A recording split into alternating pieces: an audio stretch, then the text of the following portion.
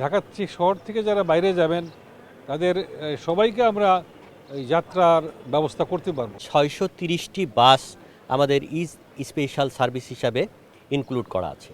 এটা 26টি জায়গা থেকে এই বাস সার্ভিসগুলো পরিচালিত হবে।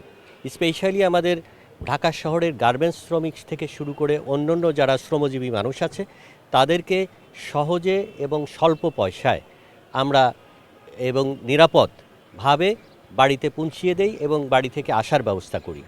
এবং এই ভূমিকাটা মুখ্য ভূমিকা পালন করে থাকে বিআরটিসি।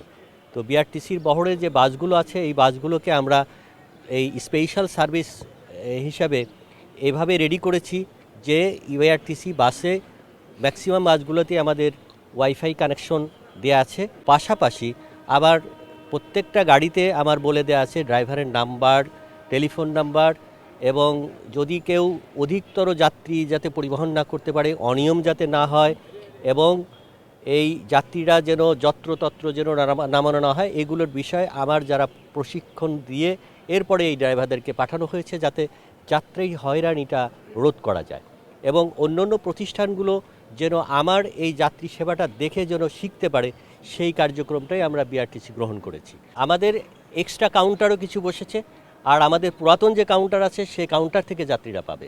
আমরা যেহেতু ঈদের কারণে ঘরমুখ যাত্রীদের চাপ বেশি থাকে, যার কারণে আমরা এক্সট্রা কাউন্টার যেখানে প্রয়োজন এক্সট্রা কাউন্টার আমরা কিন্তু দিয়েছি।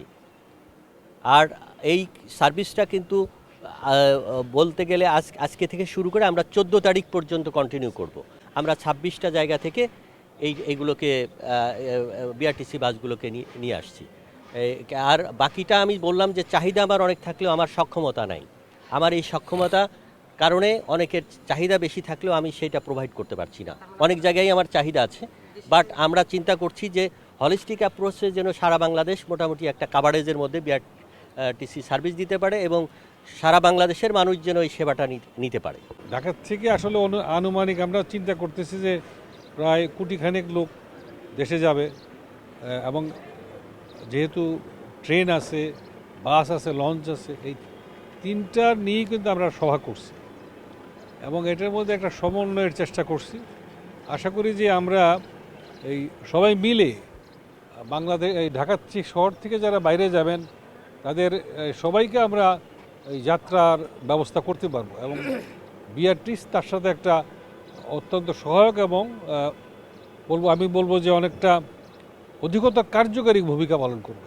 আমাদের উদ্দেশ্য হলো যে বিআরটিসি একটা আরামদায়ক, নির্বিঘ্ন এবং সহজ, মানে ঝামেলাবিহীন একটা যাত্রা নিশ্চিত করবে। প্রফিট আমাদের মোটিভ। আমাদের উদ্দেশ্য হলো যেটা আমাদের খরচটা উঠলে আমরা বিআরটিসির বাস চালু থাকবে এবং এই সেবা আমরা দিব।